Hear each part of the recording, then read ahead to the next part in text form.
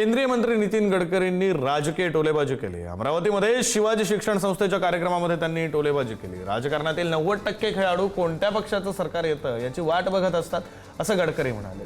काहींना पक्ष का सोडला हे त्यांना कळत नाही असंही गडकरी म्हणाले। राजकारणातले 90% खेळाडू वाटच पाहतात कोणत्या पार्टीचं सरकार येते आणि कोण मंत्री बनते। त्यांचे झेंडे दंडे हार तयारच राहतात।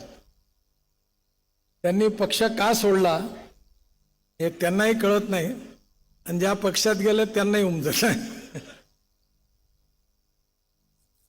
मी कोणाबद्दल बोलत नाही आहे